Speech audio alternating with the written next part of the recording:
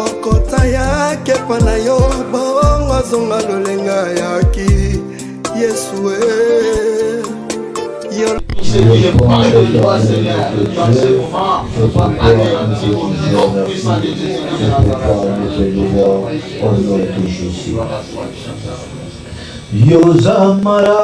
Yosamalamu, Yosamalamu, Yosamalamu, Yosamalamu, Chikanaina yemba, Yosamalamu, Chikanaina yemba, Yosamalamu, Yosamalamu, Yosamalamu, le Seigneur qui le porte, Yosamalamu, Chikanaina yemba, Yosamalamu, Chikanaina yemba, Yosamalamu, Yosaboliko, Yosaboliko, Yosaboliko, Yosaboliko, Chikanaina yemba, Yosaboliko, Chikanaina yemba, Yosaboliko, Yosamalamu, Yosamalamu, Yosamalamu, Yosamalamu, Chikanaina yemba, Yosamalamu, Chikanaina yemba, Yosamalamu. Tu es bon, éternel notre Dieu, c'est pourquoi tu mérites nos louanges et nos acclamations, notre Seigneur, notre Dieu. Tu es bon, c'est pourquoi ce matin nous avons chanté que tu es bon. Éternel, merci pour ce moment. Éternel, merci pour ta parole. Sois manifestable, éternel Dieu, pendant ce moment. Je m'élève contre tout esprit qui ne te glorifie pas. Je m'élève contre tout esprit de distraction. Je m'élève contre tout esprit qui ne t'adore pas. Que ce moment, le Saint-Esprit, tu puisses régner dans ce moment. Saint-Esprit, que tu prends la place. Afin que nos intelligences et nos mémoires soient capables de retenir quelque chose. Et de comprendre ta parole ce matin au nom puissant de Jésus. Saint-Esprit, nous te laissons la liberté dans cette salle. Aucun esprit peut régner si c'est toi le Saint-Esprit. Aucun esprit qui peut parler si ce n'est pas toi, Saint-Esprit. Nous te disons merci pour ce moment. Et nous te disons merci pour la manifestation. Nous te disons merci de tout ce que tu feras tout au long de cette prédication.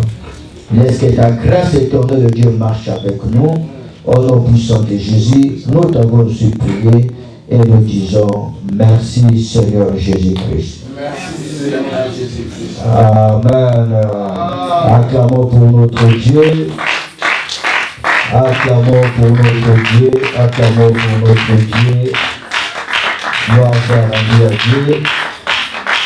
Gloire soit rendue à Dieu. Amen. Amen. Je vous salue tous au nom puissant de Jésus. Merci pour votre présence. Je dis d'abord merci à notre Dieu qui nous a donné le souffle de vie. À notre Dieu qui nous a comptés parmi les vivants.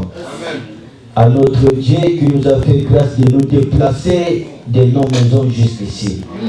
Nous sommes vraiment reconnaissants de ce Dieu-là. C'est pourquoi nous lui disons merci ce matin. Je suis reconnaissant à l'homme de Dieu, le pasteur Gautry, pour la confiance qu'il m'a encore donnée ce matin de me présenter devant vous au nom puissant de Jésus. Et je remercie ta présence parce que tu es présent, tu nous permets de dire quelque chose de la part du Seigneur. Merci, que notre Dieu nous soit favorable et que la grâce du Seigneur qui marche avec nous, ça marche encore ce matin avec nous tout au long de cette prédication au nom puissant de Jésus. Je crois, il y a quelques semaines déjà passées, que nous avons parlé sur l'accomplissement de la promesse et j'avais intitulé, mon thème était de la promesse à l'accomplissement ou à la possession. C'était ça le thème général que nous avons parlé. Nous avions lu nos textes que nous avons pu répéter, mais je vais seulement citer, nous allons lire seulement les textes qui sera important pour nous aujourd'hui. Dans le premier jour, nous avons lu dans le Genèse chapitre 12, versets 1 à 3. C'était la promesse que Dieu avait donnée à Abraham. Nous avons dit à Genèse 37, 5 à 11, le songe de Joseph, qui était aussi une promesse pour lui. Et à 1 Samuel 16, 12 à 13, nous avons parlé de jeune David. Nous avons dit que ce sont des promesses que Dieu leur avait données. Ce n'était pas les promesses de malheur, mais c'était les promesses de joie. Dieu, notre Dieu, ne nous donne pas les promesses de malheur. Non. Notre Dieu nous donne les promesses de joie. Notre Dieu nous donne des promesses qui sont favorables dans nos vies. Mais il ne nous montre pas le chemin que nous allons parcourir pour que nous puissions arriver à cette promesse.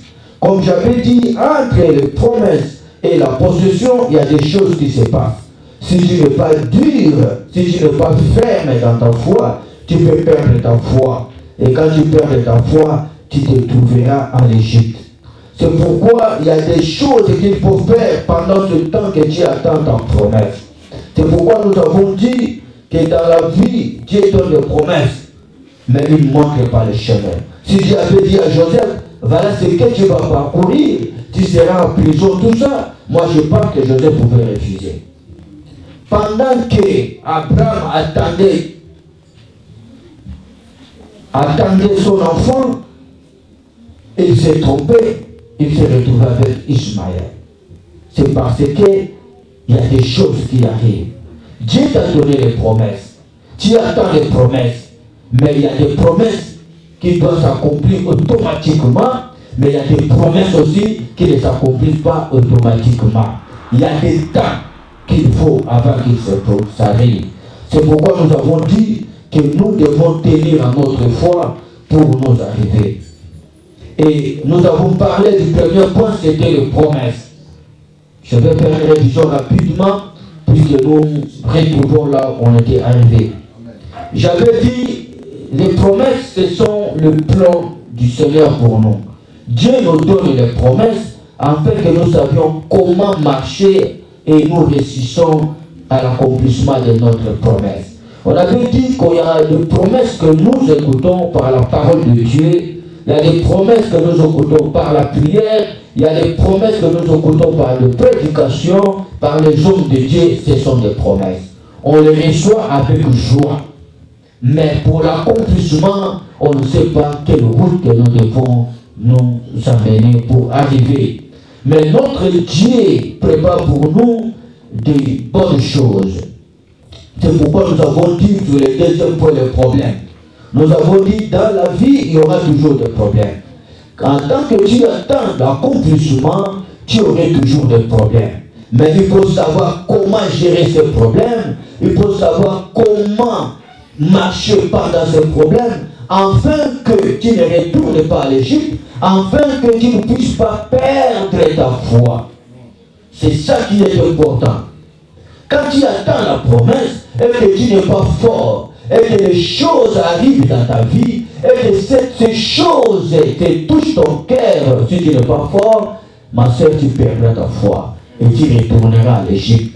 Mais si tu es fort, et que tu connais ton Dieu, tu garderas ta foi et jusqu'à l'accomplissement. C'est pourquoi Habakkuk a dit, je reste à mon poste. Je ne bouge pas à mon poste, puisque si je bouge, je perdrai ma foi et je perdrai aussi mes promesses que Dieu m'a données. Donc je reste à mon poste jusqu'à ce que je trouve ce que Dieu m'a dit. Quand tu laisses le poste, sache que là, tu as perdu ta foi. Et les promesses aussi ne vont pas s'accomplir. C'est pourquoi j'avais dit, il faut accepter de mourir. Tu marches avec l'intégrité, tu es un roi de Dieu. C'est lui qui te combat, il combat ton Dieu, parce que tu es le roi de Dieu. C'est pourquoi Dieu a dit à Job, il y a Satan, et c'est Dieu a vu mon ami Job. Puisque Job était un homme intégré. Job chapitre 1. Il était intègre, il craignait Dieu, il était un roi de Dieu, et Dieu était son partenaire. Quand tu combats Job, tu combats directement Dieu. Toi aussi tu es un roi de Dieu, mais il faut savoir ça, et il faut prendre ça en décision pour ta vie. J'avais dit, les deuxièmes principes, j'avais parlé sur l'obéissance. J'avais dit, Dieu n'a pas des enfants favoris. Dans la Bible, Dieu a que des enfants obéissants. Si tu es obéissant, tu es enfant de Dieu. Dieu n'a pas des enfants favoris pour dire je peux faire n'importe quoi, je suis favori de Dieu. Qui t'a dit ça? Tu n'es pas favori de Dieu, c'est le diable maintenant qui t'utilise, ce n'est pas Dieu. Il y a des gens que Dieu a déjà laissé depuis longtemps, comme il avait laissé Saoul. Dieu avait pardonné Saoul depuis longtemps, mais Saoul restait le roi d'Israël, malgré abandonné par Dieu. Il y a des gens aussi qui sont déjà abandonnés par Dieu, malgré que nous les appelons les hommes de Dieu. Mais ce n'est pas eux qui nous doivent empêcher à servir notre Dieu, ce n'est pas eux qui nous doivent empêcher à obéir à ton Dieu. C'est comme notre apôtre avait dit ici, apôtre Alpha, que ce sont les infiltrés dans l'œuvre de Dieu, seulement pour empêcher les enfants de Dieu d'avancer. Nous ne devons pas nous occuper de Dieu, nous obéissons à Dieu parce que nous sommes les enfants obéissants. La Bible dit l'obéissance vaut mieux que le sacrifice. Ça ne tient pas pour moi de faire un jeûne de 40 jours et 40 nuits, mais je ne suis pas obéissant à Dieu. Qu'est-ce que ça me donnera? Rien du tout comme résultat. Mais si je suis obéissant à Dieu, mon jeûne de 40 jours, 40 nuits me donnera quelque chose. Car Dieu me répondra. Alléluia. Je crois qu'il y a quelqu'un qui me comprend ce matin. Il y a quelqu'un qui me comprend ce matin. Gloire au Seigneur. Et le quatrième point que nous n'avons pas parlé, c'était la prière. C'est là où nous devons toucher ce matin. Je voulais qu'on puisse lire la parole de Dieu à Luc chapitre 18, versets 1 à 8. Luc chapitre 18, versets 1 à 8. Le quatrième point pour l'accomplissement, c'est la prière. Luc chapitre 18. Luc 18, 1 à 8, j'ai lu la parole du Seigneur. Amen. Jésus leur adressa une parabole pour montrer qu'il faut toujours prier et ne point se relâcher. Amen. Il dit, il y avait dans une ville un juge qui craignait point Dieu et qui n'avait d'égard pour personne. Il y avait aussi dans cette ville une veuve qui venait lui dire, fais-moi justice de ma partie adverse. Pendant longtemps, il refusa. Mais ensuite, il dit en lui-même, quoique je ne crains point Dieu et que je n'ai d'égard pour personne, néanmoins, parce que cette veuve m'importune, je lui ferai justice afin qu'elle ne vienne pas sans cesse me rendre la tête. Le Seigneur ajouta, entendez ce qu'il dit le juge inique, et Dieu ne fera-t-il pas justice à ses élus qui crient à lui jour et nuit, et tardera-t-il à leur égard? Je vous l'ai dit, il en fera promptement justice. Mais quand le Fils de l'homme viendra, trouvera-t-il la foi sur la terre? La parole du Seigneur. Amen. Amen. Voilà, Jésus nous donne un très bon parabole. Dans le pays, il y avait, on dit bien, un juge qui ne craignait pas Dieu. Quand quelqu'un ne craint pas Dieu, c'est-à-dire qu'il n'est pas dit. Quand quelqu'un ne craint pas Dieu, c'est-à-dire qu'il a confiance à personne. Comme il ne craint pas Dieu, il ne te craindra pas aussi. Car toi, tu es l'image de Dieu. C'est lui qui craint Dieu, il doit craindre aussi son prochain. Comment se fait que tu peux obéir à Dieu, tu peux souffrir ton prochain? Mais il y a une Bible qui craignait Dieu. Il est parti seulement pour dire au juge, rends-moi justice. Mais le juge ne voulait pas. Comme il ne craignait pas Dieu, il ne faisait même pas tenir compte. Mais la Bible dit que la femme l'a insisté, la veuve insisté. Comme il insistait, et le juge se trouvait dans un problème, il dit, mais cette dame ne va pas, ne cessera jamais de me troubler. Laisse seulement que je lui rende justice. Même si je ne crains pas Dieu, mais que je lui rende justice afin que je sois en paix. Afin que je sois en paix. Je voulais dire ce matin à une personne que la prière ne change pas la souveraineté de Dieu pour notre vie. Nous devons savoir ça. Il y a des gens qui pensent quand ils prient, ils changent la souveraineté de Dieu. Non, nous ne changeons pas la souveraineté de Dieu. Mais nous dérangeons notre Dieu pour les problèmes que nous avons. Puisqu'on ne peut pas parler en Dieu si on n'entre pas dans la prière. Pour entrer en conversation avec Dieu, tu dois entrer en prière. C'est pourquoi la prière, c'est un dialogue entre nous et Dieu. Quand je parle à un ami, je suis en train de dialoguer avec lui. C'est-à-dire, nous faisons les retours des paroles. Comment ça va? Oui, ça va bien. Et toi, moi aussi, ça va? Comment? Voilà, là nous sommes en train de dialoguer. Et toi tu ne peux pas dialoguer avec ton Dieu si tu n'entres pas à la prière. Pour dialoguer avec Dieu, tu dois entrer à la prière. Et quand tu entres à la prière, tu déranges maintenant Dieu dans ton trône de grâce. Il t'écoute et il dit c'est qui là? Qu'est-ce qu'il fait? Mais quand tu pries et que tu n'as pas vu ce que tu pries et que tu continues pas à prier, ça ce n'est pas une prière. Ça, c'est pas une prière. Là, tu fais une prière d'Abraham. Moi, j'appelle ça la prière d'Abraham. Vous savez la prière d'Abraham? Abraham priait pour l'homme. Il dit à Dieu, Seigneur, si là-bas tu trouves 50 égyptiens, est-ce que tu vas laisser Sodome et Gomorrhe? Dieu dit oui. Abraham savait que là-bas, il n'y a même pas 50. Il dit, Seigneur, ne te fâche pas. Et si je descends à 40? Dieu dit, je laisserai le pays. Abraham savait que là, il n'y a pas 40. Il descend. Et ne te fâche pas au Seigneur. Et si tu trouves 30? Lui aussi, il dit, je ne ferai rien. Abraham regarde et dit, mais là-bas aussi, il n'y a pas 30. Bon, Seigneur, si tu trouves 20, il dit, oui, je laisse. Et Abraham savait que là-bas, il n'y avait que l'autre. Au lieu de dire, et si tu trouves un juste qui est l'autre pour écouter la parole de Dieu, Abraham s'est arrêté. Il s'est arrêté. Et comme il s'est arrêté, il n'avait pas le nombre des justes, et Dieu devait détruire Sodome. Et Dieu a compris que le souci d'Abraham, c'était l'homme. C'est pourquoi Dieu a fait sortir l'homme afin que Sodome soit détruit. Mais moi j'appelle ça une prière non accomplie. Puisque dans mon esprit, je sais que j'ai besoin de 1000 euros.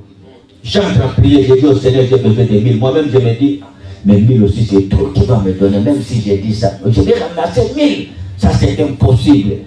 Seigneur, donne-moi même 50 euros. Mais dans mon esprit, je sais que j'ai besoin de 1000. Mais dans ma prière, je ne parviens pas à accomplir ça. Non, tu dois avoir la foi. J'ai besoin de 1000 euros. Seigneur, je te demande 1000. Rien n'est impossible à celui qui croit.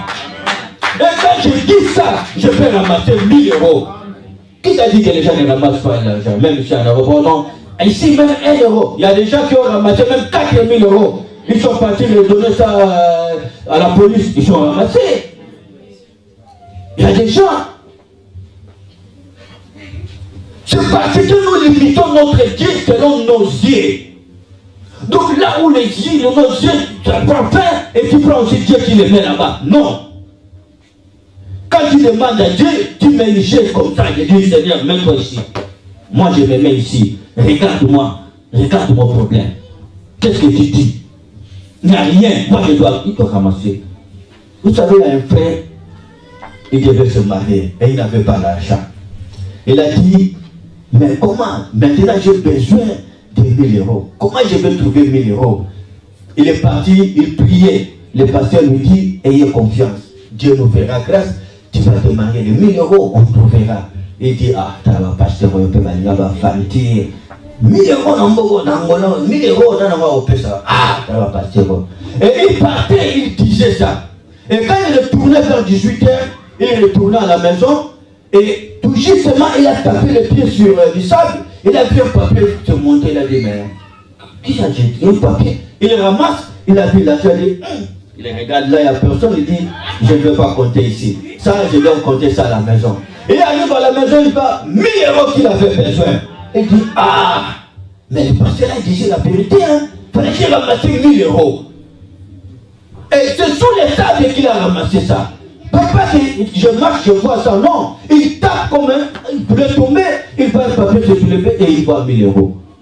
Maintenant il croit, il dit oui, vraiment, le pasteur là m'avait dit la vérité, voilà qu'il a ramassé 1000 €. C'est parce que nous limitons notre Dieu. Il ne faut pas limiter Dieu dans ton problème. Il ne faut pas limiter Dieu dans ta situation.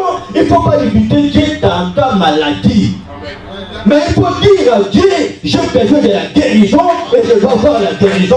Je dois déranger le Seigneur jusqu'à ce que je trouverai la guérison. La prière est la prière si je vois. Si je ne vois pas, ça ne fait pas la prière. Je demande à Dieu, je dois voir ceci, je dois le voir. Jusqu'à ce que je verrai ça accompli, là je dis oui, j'étais en prière. Si je ne vois pas ça, je n'étais pas en prière. Je dois continuer à prier jusqu'à l'accomplissement. Et même dans nos promesses que Dieu nous a données, nous devons prier pour nos promesses jusqu'à l'accomplissement des promesses. Si je ne vois pas la promesse, je ne me mettrai pas assis et je ne verrai pas Dieu assis. Amen. Dieu doit voir ta trône de grâce chaque fois bouger. On dit, c'est qui ce Bogo? Il déclare, puisqu'il n'a pas encore vu. Il ne faut pas rester assis quand les choses ne marchent pas. J'ai toujours dit, ce qui est anormal est anormal. Ce qui est normal est anormal. Ne prenez pas ce qui est anormal, mettez à la place de normal. Il est normal chez nous, on ne se marie pas. Il est normal chez nous, on ne travaille pas. Il est normal chez nous, si tu as l'argent au poste. Ce n'est pas normal. Dis, il est anormal chez nous. Et maintenant, je cherche la normalité. Et la normalité, on le cherche dans le Seigneur. C'est dans la prière. Et ça m'étonne. Les mercredis, ma bonne de lit, nous sommes gardés avec Frère Israël, avec le pasteur Baudry, avec un frère, mon frère, voilà, il me remplace là, mon secrétaire. Et tu restes direct là, tu vas arriver, mon secrétaire aussi là-bas, c'est bien. J'ai déjà un remplaçant, c'est bien comme ça. Alléluia. Nous sommes là, mercredi, ma bonne délire. Mais toi, tu es à la maison. Laisse-moi te dire, il y a un temps pour manger, il y a un temps pour boire, mais il y a un temps aussi pour prier. Il y a un temps pour mettre les vestes comme j'ai mis là, comme tu as mis là. On te voit beau, c'est bien. On te voit belle, c'est bien. Il y a un temps pour mettre les filets comme tu les mets, même jusqu'à l'oreille comme tu le fais. Mais il y a un temps aussi pour te mettre à genoux et prier. Il y a un temps aussi pour chercher la grâce de Dieu. Il y a un temps aussi pour chercher la face de Dieu.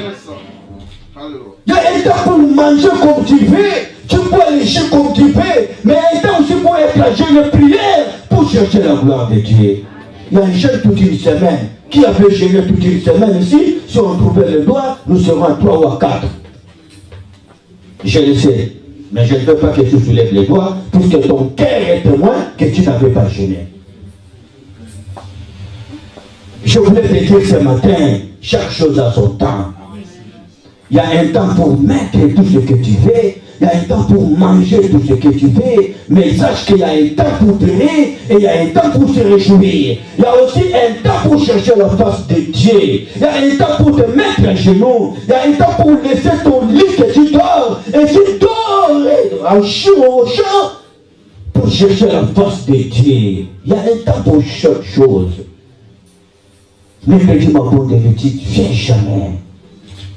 Mais tu as des problèmes avec toi. Tu as des situations avec toi à résoudre. Mais tu ne cherches pas la face de Dieu. Cherchez l'Éternel maintenant. Parce qu'il se trouve.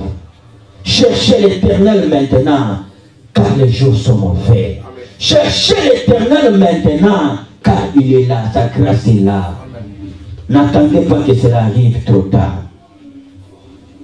Je cesserai à dire, celui qui est fort physiquement est aussi fort. Celui qui est fort spirituellement est aussi fort physiquement. Je ne cesserai pas de dire ça. Si tu veux être fort physiquement, sois d'abord fort spirituellement. Même si les gens cherchent à te combattre, mais comme tu es fort spirituellement, jamais ils te commettront. Jamais ils te vaincront. Jamais, jamais. Et tu vas marcher un jour, tu verras quelqu'un passer dans ton côté, la gauche. Au lieu de venir auprès de toi, tu vois quelqu'un lui-même, il te fuit. Tu ne comprends pas, mais les gens me fuient quoi? Qu'est-ce que j'ai? Non, c'est parce que ton esprit, avec son esprit, ne peut pas se marier, ne peut pas se rencontrer.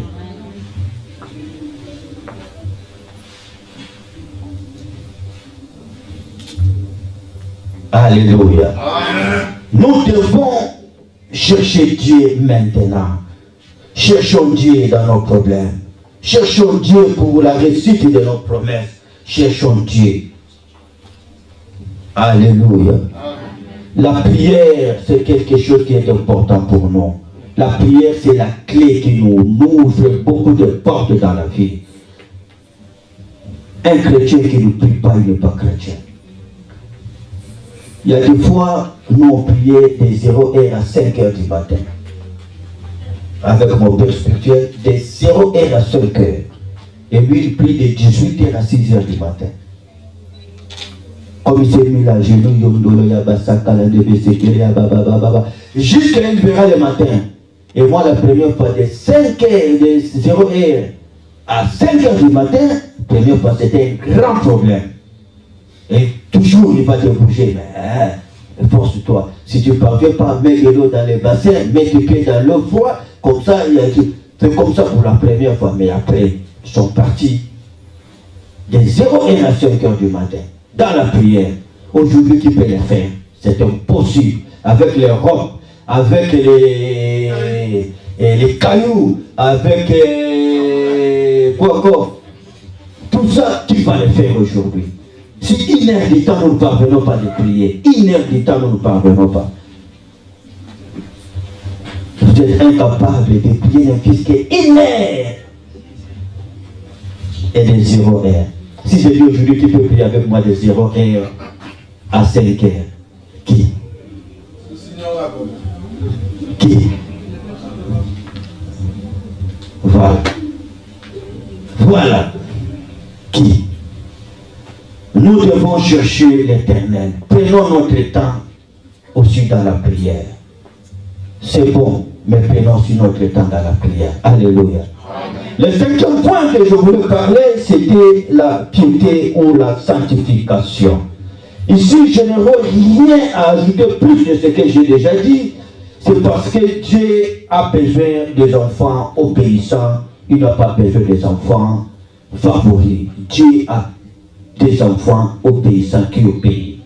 Quand on parle de la piété, on parle de la sanctification.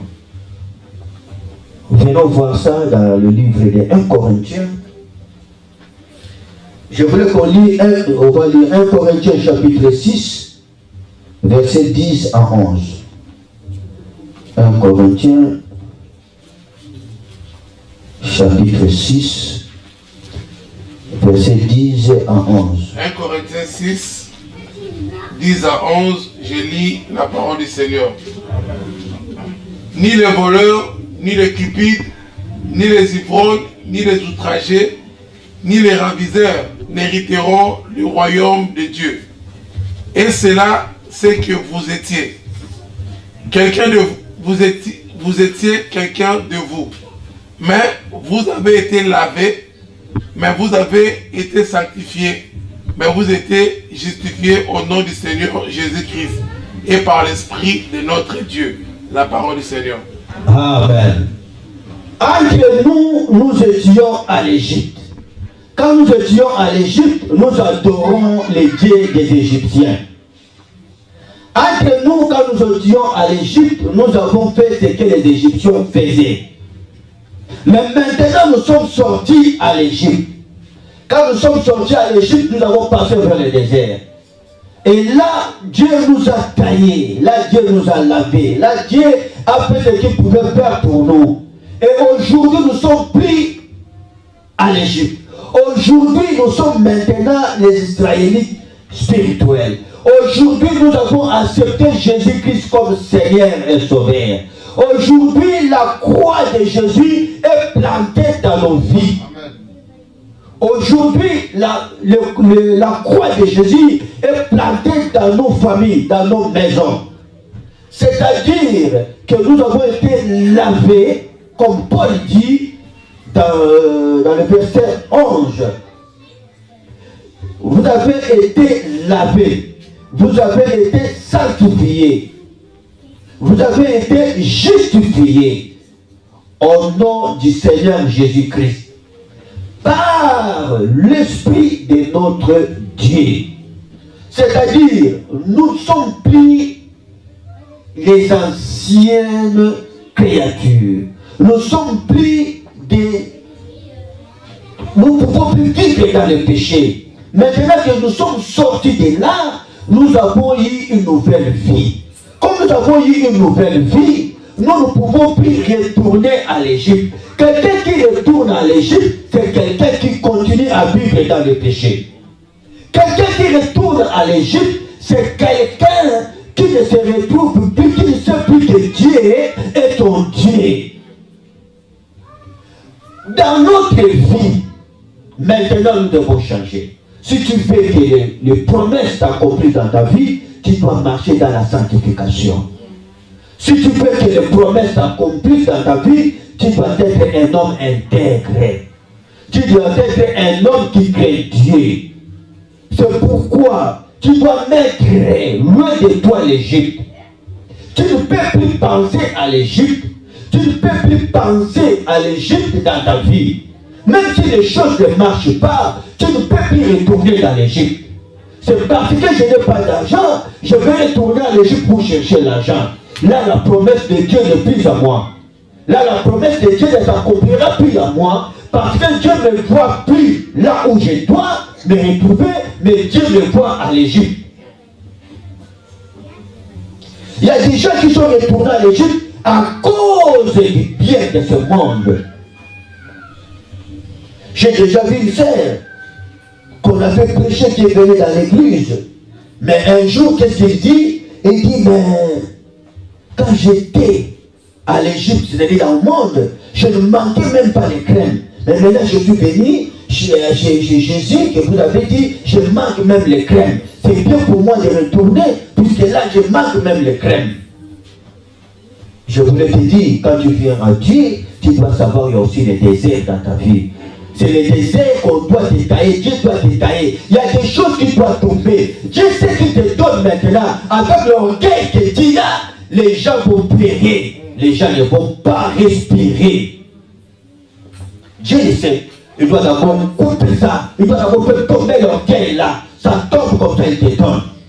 Dieu ne pouvait pas donner sa charge à Paul quand Paul était encore seul. Non. Il fallait que Saul charge à Paul afin qu'on lui donne maintenant les charges qu'on pouvait lui donner. Et c'est à ce moment-là que Dieu dit c'est un instrument. Mais d'abord, il n'était pas un instrument. C'est parce qu'il y a encore l'orgueil qui est à Paul. C'est parce que Paul se croyait devant Jésus plus que Jésus pour faire souffrir les chrétiens de l'époque. Mais il devait maintenant changer. Dieu devait maintenant les tailler. Il faut accepter les déserts dans la vie. Mais les déserts aussi vont prendre fin un jour. Ce n'est pas dit que les déserts c'est la fin du monde. Non. À cause des déserts, nous retournons à l'Égypte. Or, les déserts, c'est le col du Seigneur. Les déserts, c'est le col de Dieu. C'est pour détailler. Dieu sait, s'il te donne ça, qu'est-ce que tu vas faire? Et dans ta prière, Dieu sait comme tu demandes. Seigneur, si tu me donnes le mariage, il faut voir comment je vais me divertir. Il faut voir comment je vais vivre. Dieu le sait. Mais Dieu ne te donnera pas quelque chose pour faire souffrir les autres. Je ne le crois pas. Dieu ne te donnera pas quelque chose pour souffrir les autres. Mais si Dieu te donne, ça sera pour sa gloire. Si Dieu te donne, ça sera pour aider les autres. Moi, je dis toujours que Anne, s'il n'avait pas eu les enfants pendant ces temps, c'est parce que peut-être la prière d'Anne n'était pas bonne. Je ne sais pas comment il priait, mais peut-être Anne se disait, si Dieu me donne un enfant aujourd'hui, peut-être là il va voir ce que je vais le faire. Il va voir. Et quand Dieu écoutait ça, Dieu ne pouvait pas lui donner. Mais quand Anne a changé sa prière, il a dit, Seigneur, si tu me donnes un enfant, et elle a bien déterminé, un garçon. Il n'a pas dit un enfant n'importe, que ce soit la femme ou non. Il a dit un garçon. Seigneur, je le retournerai chez toi. Il va te servir. Et Dieu, quand il voit son intérêt, il dit, ah, voilà maintenant ce que je peux lui donner. Car cet enfant retournera à moi sur mon intérêt. C'est pourquoi Dieu lui a donné Samuel. Et Anna a respecté, il a eu Samuel, il est parti le laisser dans le temple. Aujourd'hui, qui prie comme ça, comme Anne. Aujourd'hui, qui scelle sa prière même dans offrande, il n'y a personne. Aujourd'hui, qui scelle ta prière même dans l'action de grâce. Qui? Ça veut dire, quand on est parti à l'ensemble de nous les chrétiens de l'IPV, il y a quelque chose que j'ai vu vers la fin, j'ai dit, il y a des choses que nous ne comprenons pas. À la sortie, il y avait le docteur Kama. Quand le docteur Kama voulait sortir, j'ai vu l'apôtre qui venait derrière le docteur Kama. J'étais derrière et il dit à docteur Kama, non, mais il faut prendre quelque chose. Il dit non, je suis un peu pressé, puis je dois retourner. Il ne vit pas ici, il vient à l'échec. J'ai vu l'apôtre introduire sa main dans la poche. Il avait sorti tout ce qu'il avait comme l'argent.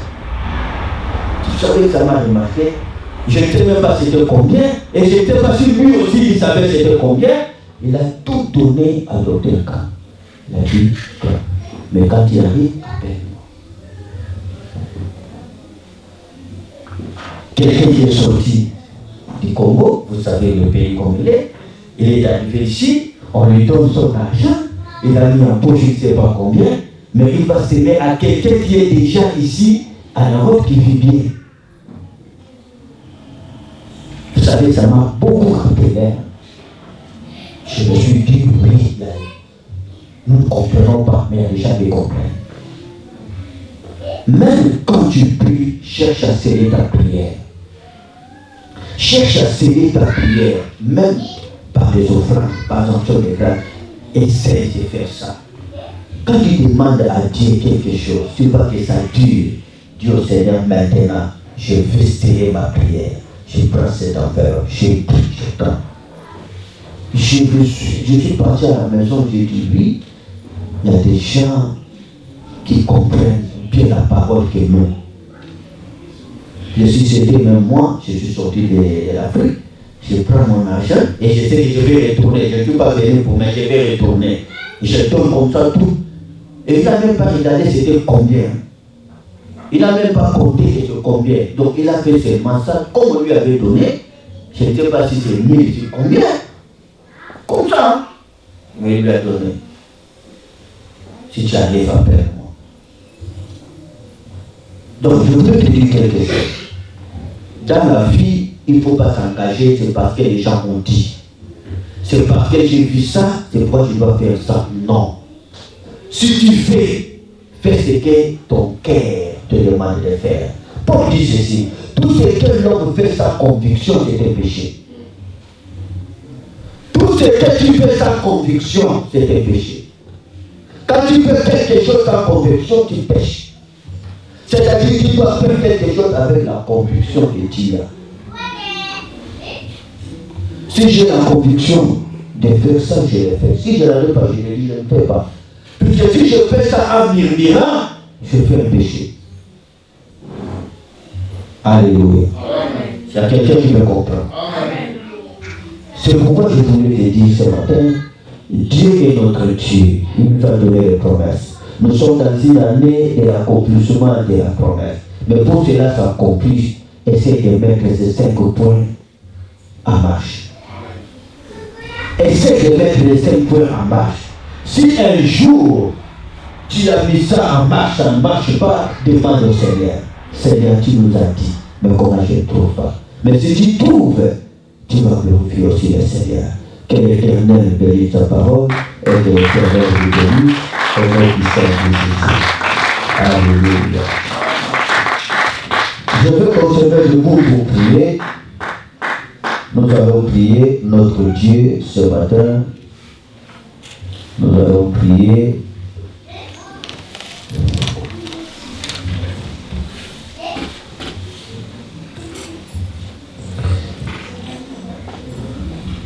Notre Dieu est présent et la grâce est là. Ne sois pas dans la distraction, nous avons presque 15 minutes pour prier. Nous allons prier notre Dieu. Je ne sais pas quelles sont les promesses que Dieu t'a données. Mais il y a une chose, chacun de nous a des promesses que Dieu lui a données, d'une manière ou d'une autre. Peut-être que dans la prédication, tu as trouvé les promesses de Dieu. Peut-être un homme de Dieu a prophétisé pour toi. Peut-être dans tes prières, Dieu t'a dit quelque chose. Peut-être dans tes songes, Dieu t'a dit quelque chose. Ça, c'est une promesse que Dieu t'a donnée. Il faut d'abord que tu reconnais les promesses que Dieu t'a données. Les promesses de Dieu ne peuvent pas s'accomplir dans ta vie. Dis-toi-même, tu ne connais même pas quelles sont les promesses que Dieu t'a données. Il faut d'abord reconnaître les promesses que Dieu t'a données. Prends une minute de silence. Ne prie pas, mais revois les promesses que Dieu t'a données. Quelles sont les promesses que Dieu t'a données? C'est ça qui est nécessaire avant de prier. Raisonne un peu quelles sont les promesses que Dieu t'a données. Revois un peu les promesses que Dieu t'a données.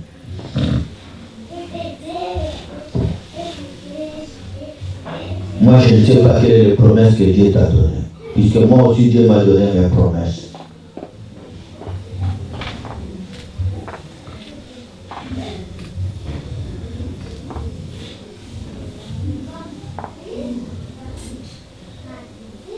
Je crois que tu as retrouvé les promesses que Dieu t'a données. Que ce soit 5, 10, 15, ce sont les promesses que Dieu t'a données. Ce sont les promesses. Si aussi tu as quelques promesses que Dieu t'a données, mais dans la Bible, il y a aussi beaucoup de promesses que Dieu nous a données. Si tu n'as pas encore trouvé tes promesses, c'est aujourd'hui l'occasion de dire au Seigneur que j'ai besoin de mes promesses. Dieu parle tantôt d'une manière, tantôt d'une autre. Même dans les songes, Dieu te montrera comme il a montré à Joseph. Par les hommes de Dieu, comme il a fait à David. Lui-même, comme il a fait à Abraham. Il est capable. C'est Dieu qui n'a pas changé. Maintenant, comme tu as retrouvé tes promesses, tu rappelles à notre Dieu tes promesses et tu dis au Seigneur que je veux l'accomplissement de ces promesses que tu m'as données. Aujourd'hui, je demande l'accomplissement. Cette année 2022 ne passera pas si je n'ai pas trouvé tes promesses. Que cette année 2022 soit une année favorable pour moi, que je trouve mes promesses. Cette année ne passera pas si je ne trouve pas les promesses que tu m'as données. Prions au nom puissant de Jésus de Nazareth. Prions. Seigneur notre Dieu, Seigneur notre Père, c'est toi qui es le maître de ma destinée. C'est toi qui m'as donné les promesses. Seigneur, je te rappelle que tu m'as dit, toi et tes enfants, vous serez des signes et des prodiges. C'est la promesse éternelle de Dieu que j'ai dit, moi et mon Père. Vous et vos enfants, vous serez des signes et des prodiges. Il y a les promesses éternelles de Dieu que tu nous as données dans cette église. Tu as dit, on ne perdra pas un enfant dans les bas âges dans cette église. Ce sont les promesses éternelles de Dieu que tu as prononcées. Et cette année, tu nous as dit, éternel Dieu, par l'homme de Dieu, que c'est l'année de l'accomplissement de promesses. Seigneur, cette année ne passera pas. Si moi je ne trouve pas les promesses que tu m'as dit, cette année ne passera pas. Si l'éternel Dieu tu ne me bénis pas, cette année ne passera pas. Si l'éternel Dieu je ne trouve pas grâce devant toi, cette année ne passera pas. Si moi et mes enfants ne sommes pas des signes et des prédits, éternel Dieu, cette année ne passera pas. Si l'éternel Dieu tu n'accomplis pas tout ce que tu nous as dit au nom de Jésus-Christ de Nazareth. azonga lolenga yaki Yesu yolobi